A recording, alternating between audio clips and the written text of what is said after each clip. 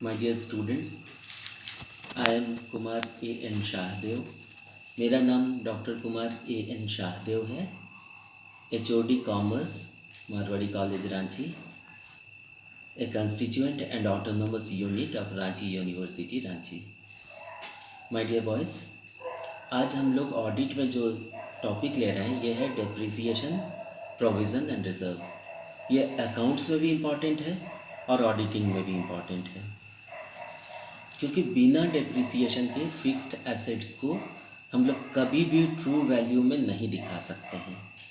हर एक fixed asset का एक एक्सपेक्टेड लाइफ होता है, जिसको कि लाइफ एक्सपेक्टेंसी कहते हैं या इफ़ेक्टिव लाइफ कहते हैं। उतना दिन वो अच्छा से काम करता है वो एसेट। तो आज हम लोग इसीलिए डेप्रिसिएशन से स्टार्ट कर रहे हैं। डेप्रिसिएशन यानी ह्रास।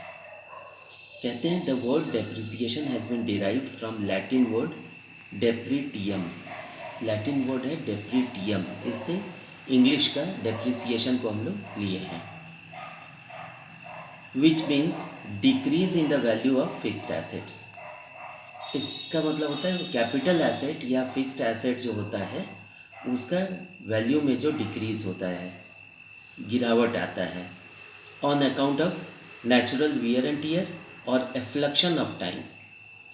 कोई भी एसेट को, फिक्स्ड एसेट को अगर हम लोग इस्तेमाल में रखते हैं तो कुछ ना कुछ टूट फूट, कुछ ना कुछ उसके रूप में परिवर्तन ये होना ही है, असंभावी है, इनएविटेबल है। ठीक उसी तरह एफ्लक्शन ऑफ टाइम, समय के पैसेज के साथ भी उसके मूल्य में गिरावट आती है, जैसे इलेक्ट्रॉनिक गुड्स में। It is the gradual diminution, loss और shrinkage in the utility value of an asset due to wear and tear in use, effluxion of time और obsolescence। कभी कभी कोई चीज़ बहुत पुराना हो जाता है तो उसका यूज़ नहीं रह जाता, इसको ऑब्सोलीट होना कहते हैं, ऑब्सोलेसेंस के चलते, या एफ्लक्शन ऑफ टाइम, समय के बीतने के चलते, या वियर एंड टीयर के चलते, टूट फूट खराबी के चलते। Depreciation is permanent and continuous decrease in the value of an asset from any cause। Depreciation होना ही है, ये permanent और continuous process है एक fixed asset के लिए। When a fixed asset is acquired for use in the business, its working capacity or its earning capacity is gradually reduced। जब हम लोग एक एसेट को खरीदते हैं, परचेज़ करते हैं, एक्वायर करते हैं, प्राप्त करते हैं, ग्रहण करते हैं, तो उसी समय ये डिसाइड हो जाता है कि इसकी अर्निंग कैपेसिटी क्या होगी या वर्किंग कैपेसिटी क्या होगी या इफ़ेक्टिव लाइफ क्या कितना रहेगा, इफ़ेक्टिव अर्निंग कैपेसिटी इसकी कितनी रहेगी, which ultimately leads to the declining in the value of assets. और इससे पता चलता है कि ये धीरे धीरे डिक्लाइन करेगा, एसेट कितने दिन में वो पूरा तरह से ऑब्सोलीट हो जाएगा या आउट ऑफ यूज़ हो जाएगा। In other words, it is estimated cost of the expired usefulness of the fixed asset.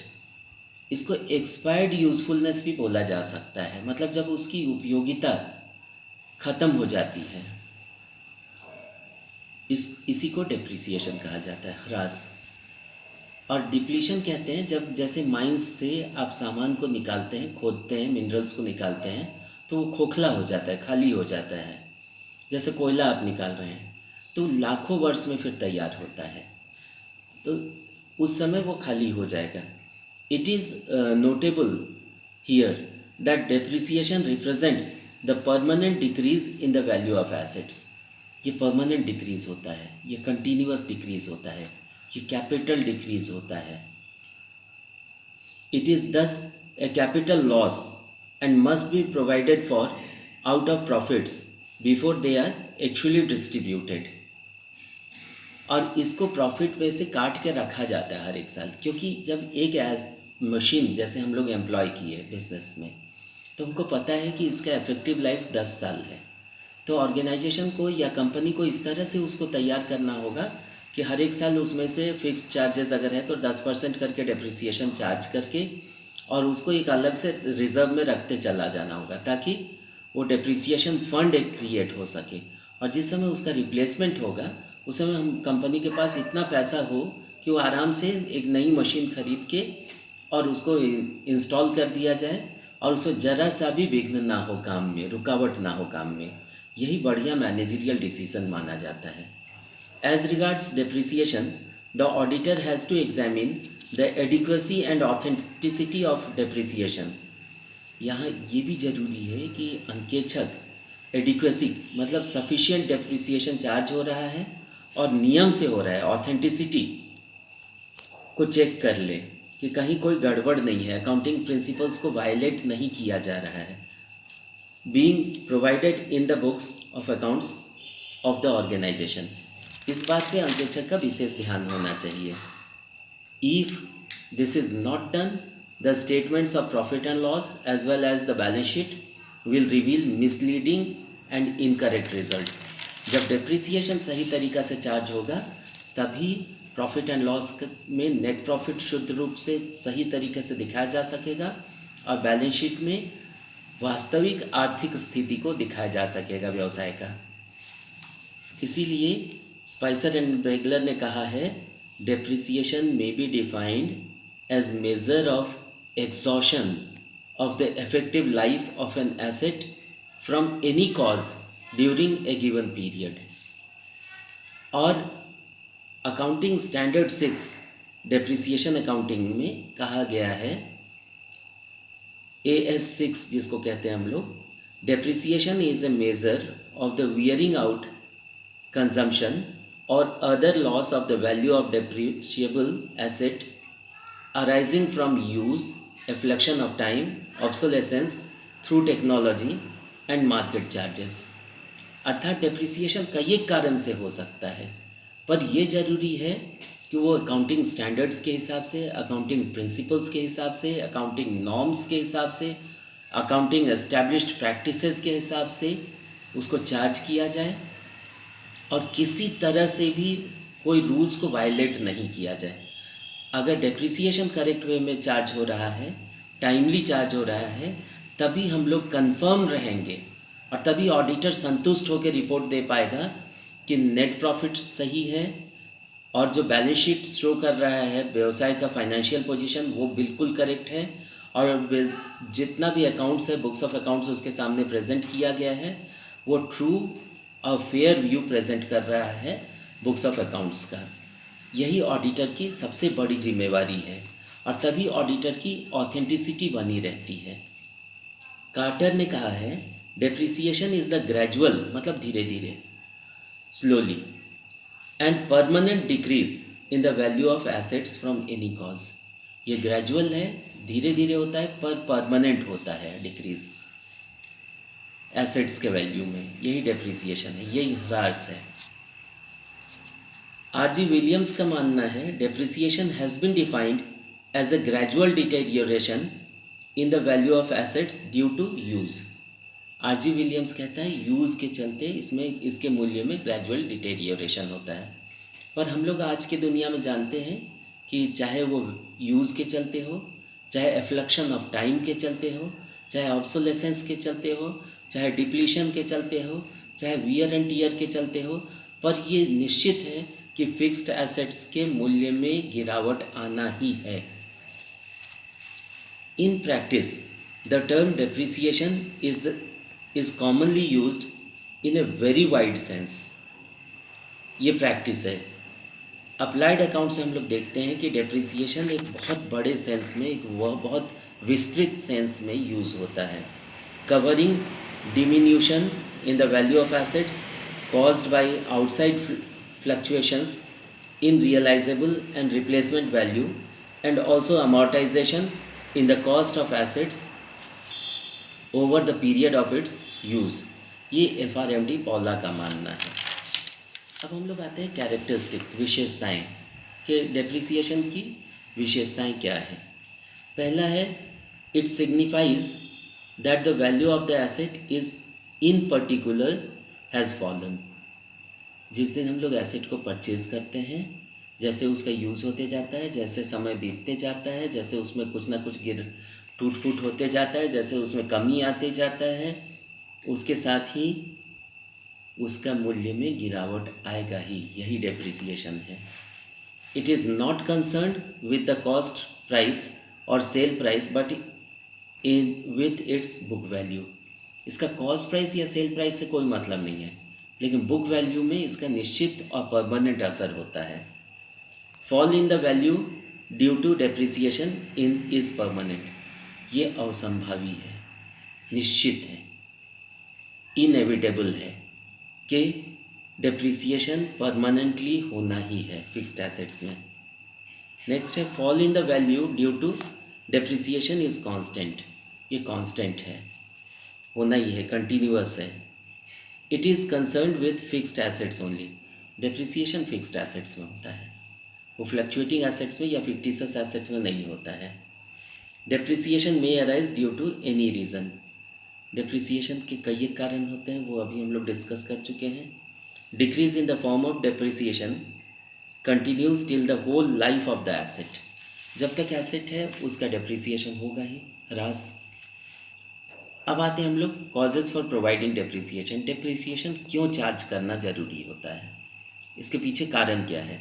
तो पहला तो है वियर एंड टीयर। मनुष्य का नियम है कि वो जितना भी सावधानी से किसी चीज़ को यूज़ करे, कुछ ना कुछ टूट फूट होगा ही फिक्स्ड एसेट में। दूसरा है फ्लक्शन ऑफ टाइम।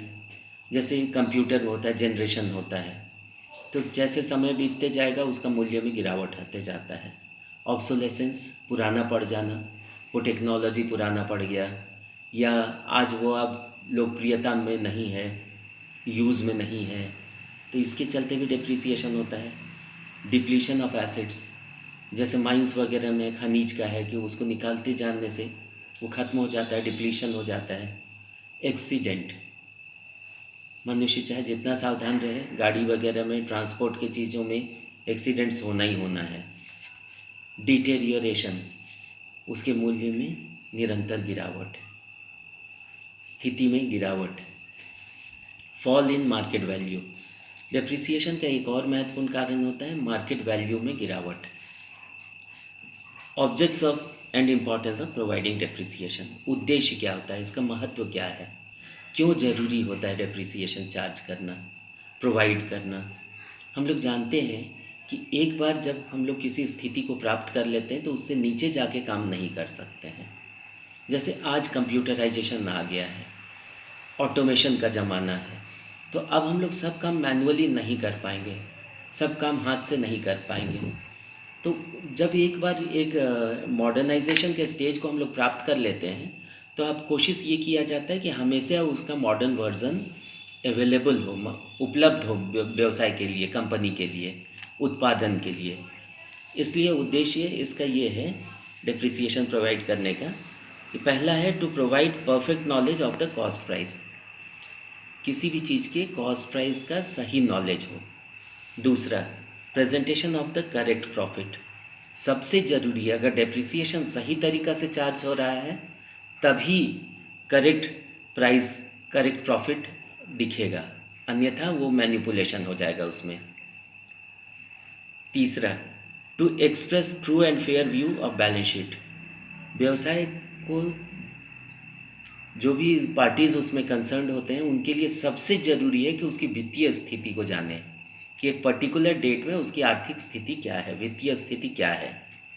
चौथा है रिप्लेसमेंट ऑफ फिक्स्ड एसेट्स, ये ज़रूरी है काम निर्बाध रूप से चलता रहे, कंपटीशन में हम लोग स्टैंड करें, मार्केट में अवसर हाथ से नहीं निकले, इसके लिए फिक्स्ड एसेट्स का एकदम टाइमली रिप्लेसमेंट होना चाहिए और किसी तरह का काम में रुकावट ना हो। तो फिक्स्ड एसेट्स के रिप्लेसमेंट के लिए भी डेप्रिसिएशन प्रोवाइड करना ज़रूरी होता है। अगला है प्रिवेंशन ऑफ कैपिटल इरोजन, जैसे सॉइल इरोजन होता है, मिट्टी का कटाव। पृथ्वी का ऊपरी सतह जो है वही उपजाऊ मिट्टी होता है, और अगर हम लोगों को उपजाऊ उपज को बना के रखना है धरती का, पृथ्वी का, भूमि का, लैंड का, तो हम लोगों के लिए ज़रूरी है कि सॉइल इरोजन को रोका जाए। इसीलिए प्लांटेशन ज़रूरी होता है, इसीलिए फॉरेस्ट्री ज़रूरी होता है। तब वाटर लेवल चेक रहेगा, सॉइल इरोजन रुका रहेगा। और इसी तरह ये ज़रूरी है बिज़नेस में कि कैपिटल इरोजन को रोका जाए।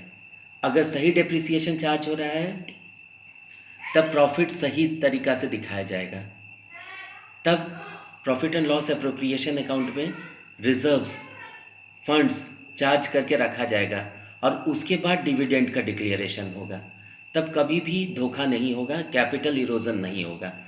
अगर हम लोग डेप्रिसिएशन बिना चार्ज किए हुए डिविडेंड डिक्लेयर कर देते हैं, यानी कैपिटल को हम लोग बांट दे रहे हैं, जो पूंजी का हिस्सा होता है उसको बांट दे रहे हैं।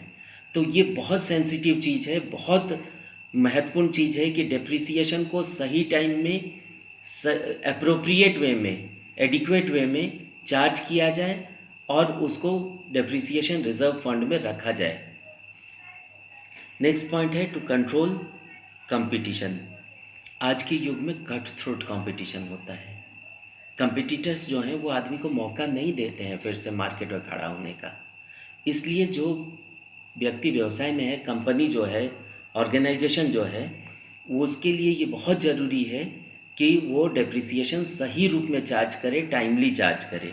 क्योंकि अगर डेप्रिसिएशन चार्ज नहीं होगा तो प्रॉफिट अधिक दिखा देंगे हम लोग, इनकम टैक्स अधिक चला जाएगा, कैपिटल इरोजन हो जाएगा और हम लोग के कंपटीटर्स जो हैं वो हावी हो जाएंगे। इसलिए अंदर से संस्था खोखला हो जाएगा अगर डेप्रिसिएशन चार्ज नहीं किया गया समय से तो। और लास्ट पॉइंट है reasonable amount of tax is ascertained. अगर depreciation timely, properly, adequately, as per accounting norms, as per accounting standards charge हो रहा है, तभी हम लोग उम्मीद कर सकते हैं कि बिज़नेस एकदम साउंड पोजीशन में रहेगा। Profit and loss account correct profit को डिप्लिक्ट करेगा, दिखाएगा और बैलेंस शीट सही रूप में true and fair view of financial position को शो करेगा। इसलिए ये बहुत इम्पॉर्टेंट चीज़ है, सेंसिटिव चीज़ है, इमेंस इंटरेस्ट का चीज़ है अकाउंट्स के लिए और ऑडिट के लिए कि डेप्रिसिएशन सही ढंग से सही समय में चार्ज किया जाए और उसको सही फॉर्म में रखा जाए। डेप्रिसिएशन रिजर्व फंड बना के, डेप्रिसिएशन फंड क्रिएट करके, ताकि व्यवसाय निर्बाध गति से चलता रहे और जो डिसीज़न मेकर्स हैं बिजनेस में उनके सर पे कभी बोझ ना आए, प्रेशर ना बने। इसलिए डेप्रिसिएशन एक चैप्टर नहीं है बल्कि पूरा बैकबोन है अकाउंट्स का, ऑडिट का। Thank you and all the best.